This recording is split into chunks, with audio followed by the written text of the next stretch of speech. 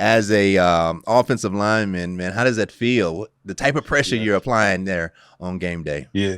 Yeah, no, man. I mean, it's very taxing on the body physically, mentally, emotionally, spiritually even. But for some odd reason, man, I feel like this is what God wanted me to do. It's what I was born to do. I've been very blessed, man, obviously with my bloodlines and all the knowledge that my dad gave me to be able to keep me going and even continue for me to things to continue for me to grow as a pro, like hiring a nutritionist, full-time nutritionist this year, taking those type of things to the next level, man. I want to do this as long as I can, but it is physically taxing.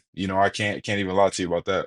Yeah, talking about it being taxing and talking about your regimen, also mentioning your father, it's been a long time since I've seen you. Man, I think Yeah, it's been a very long time. yeah, Quite the size you've grown into since the last time that I've seen you. You're a big man.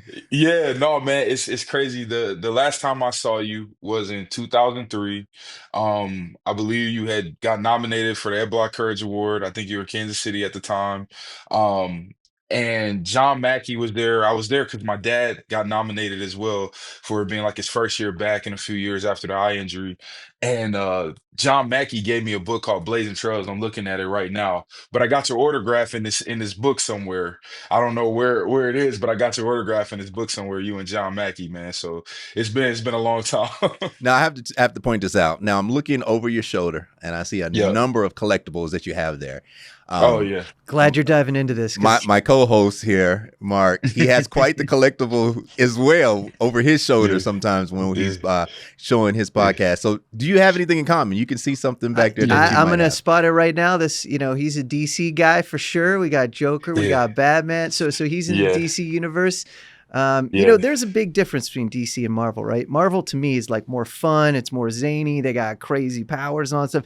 DC's like darker, Yeah. It's more about like the storytelling. It's about, the backstory on these characters. So is that kind of how you fell into DC, Orlando? Yeah, yeah. So it's funny you bring that up, man. I got about 300 Funkos over here. Whoa, I can't even show 300. them Let's all. Yeah, I got go. like 300 of these things, but I do have a lot of Marvel. I would tell you my favorite superhero of all time is Daredevil. Okay. Um, I love Daredevil, but like you said with DC, man, it's just something about it. You know what I mean? Hmm. It's a little bit darker. It's got like just a little bit more eerie vibe. I don't know. I like the superheroes. I like a lot of the DC superheroes. Green Lantern, I mean, Ah, he love always go Green crazy. Lantern, man. I would say Yeah. Green Lantern was one that I could probably relate to, but the Daredevil, tell me a little bit, go a little bit into that perspective. Why Daredevil? Yeah, man, I don't know. Sometimes I just feel like I'm weird as hell. You're, I you're with friends and family. This is a safe space now, Orlando. Safe space. yeah, I man, own I don't Daredevil on DVD, and no one does. No one liked that so movie, but I own it. yeah. So, No, I love that movie, man, with yeah, Ben Affleck and sure. yeah, what's the lecturer? What's her name? Jennifer Garner. J- Yeah, yeah, Hot as yeah. hell. I, Sexy as I'm a anyway. married man, but I'll just blink twice. All right, I'll just blink twice. But no, man, I don't know. I always thought it was cool his story. I've been wearing glasses since I was 4 years old. I got bad eyesight. Daredevil's blind. Um, I don't know, man. I just thought Matt Murdock he just had a hell of a story. I don't know. Something about it just always seemed more personable and more relatable than some of the other Marvel characters. Yeah, that makes sense, man. Yeah, yeah, I too didn't have good sight from an early age, so I was always rocking the eye goggles. We had these yeah. things back in the day called rec specs. This is how I old know I about am. it. You know about rec specs? Oh yeah, These were like they looked like racquetball goggles, I and they remember. had these really bad yeah, straps, man. And if you were the dude out there rocking the rec specs, it was like not cool. You know what I mean? Unless you were super yeah. pro and you're amazing at what you did. But yeah, I definitely had the bad eyesight as well and bad hearing as well, man. So playing sports, it's interesting that you took to comic books because people find themselves in some of these characters. So clearly you did with Daredevil. So very cool. Yeah, yeah. No, I can definitely relate in that area. Nice. Yeah, y'all talked about eyesight. So here's a little quick fact. So 1998, Orlando. We're diving right in? Yeah, I decided Okay. to I decided that I think I'm gonna do LASIK surgery. Right. Okay. So it's been a number of years, and it wasn't until 2024, 1998 to 2024, before I go in for my checkup. Okay. This is the second time I've had a checkup, right? So I go in thinking that I was going to be able to just get that improved LASIK done again. So I go see the eye doctor, and he tells me, he says, if I was you, I would leave it alone. Don't correct the LASIK, leave it as it is, because there's no guarantee that if I go in there and try to fix it, your eyesight will get better. It'll probably worsen. So, it's between myself, you, and Orlando. Man, we got some issues right here. Yeah, yeah. No one let us drive the tour bus. All right, we're passenger only on that tour bus. I didn't know that. So you had LASIK? LASIK still, some 1998. It's still rocking. Oh, now. That's early LASIK. Yeah, so you had some experimental LASIK. Was this like, hey, I know a guy, $100? No. Actually, it was a credible doctor, obviously, and they're in Baltimore at that time. So it worked out, but it was a chance for me to actually, and it's one of those things that was in the family. The father did it, and now the son does it as well, and so the practice has changed over. So he's doing really well for himself. Yeah. Well, look, we'd be remiss if we didn't bring this up now.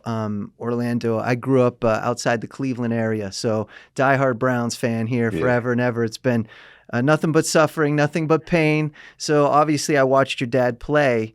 And I remember like it was yesterday, that horrific accident, seeing a flag go into your dad's face mask and damage his eyesight. So from your perspective, can you tell us what that experience was like for you, seeing your father have to deal with something like that? And how did it change just the environment, family? How did you guys, approach things going forward after that? Like what lessons came out of that? Yeah, man, a lot. A lot changed for us as a family. I think it's crazy that I remember it happening because I was 3 years old when it happened. But we were in the suite, and I just remember everybody. I was playing red light, green light with my younger brother, he's a year younger than me, and some of my cousins. I just remember everybody in the suite just came to a stop, and from there, I don't even know if I realized what happened until he came home with the eye patch on his eye, man. But a lot of things changed, I think, for him, especially, man, just with my parents separated after that, eventually divorced. He was no longer playing with the Browns. He came back and playing in Baltimore. He had to train to come back. It was a from that point in 1999 to 2003 when he came back was probably, I believe, a lot harder for him, than that transition from college to the NFL was. He had to make it back to the league a second time, and there was a 4-year window practically in there where, he wasn't in ball from year 2000, 2001, 2002. And so man, I mean, it changed a lot for him. But I think for me, looking back on it as a young kid and being in this position today in my 8th year in the NFL, knowing what he went through after that, to get back to the point of being a full-time starter in this league and one of the best right tackles, I mean, I can't. I mean, that's who he is. That's what he, that's why I'm able to push and, do the things I'm able to do. And did you found yourself, I guess, afforded the opportunity to possibly spend more time with him during that period as well? Like, Yeah. because if you're 3 years old when that happens, and it's now dad is around more, right? Yeah. Did you soak up as much time as you could? Like, Oh, did for you? sure. Yeah. Oh, for sure. Yeah, for sure, man. I definitely did, especially during that time. I remember it wasn't until around 2002 where I think he went down to IMG at the time. I think it was in Miami, and maybe they had just started off-season program football stuff for guys. And I don't know, it might have even had a different name at the time, but I just remember my dad went down there to start training about a year before he started back up in the league. But yeah, man, I definitely spent as much time with him as I could during that time period. Yeah, that initial phase when you're coming back off of an injury and spending time away from the game and from the field and your teammates, it can be tough. It can be one of those situations where I spent an entire off season, practicing on a separate field. And then when the season started in 2007, I spent that first 8 games. I couldn't be involved in any of the team play. So for 8 games and also the preseason, I literally just ran my plays on air right? I had to pretend that there was a lineman in front of me. You had to pretend Ray Lewis was right there haunting you? Yeah, I had to pretend everything that, there's the A gap, there's the B gap. Right. I would run a perimeter run, but I couldn't be involved with the team. So it's one of those things that is a tough transition to be able to come back from something like that. But Orlando, I definitely have to go back, man, to some of those earlier years, man. And this is before the eye injury, of course. Your temperament. I'm looking at your temperament and your poise, your calm. Breaking news from Bet365. New customers, Priest, $5. You just bet that and you can get $200 in bonus bets. Win or lose. So sign up, place a bet for $5 and get $200 in bonus bets. Win or lose.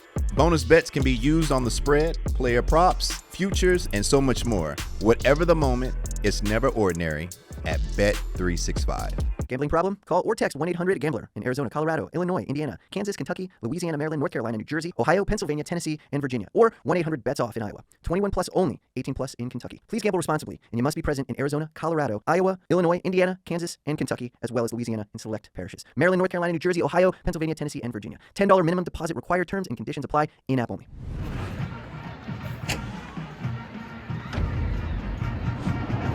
This has been a Playmaker production.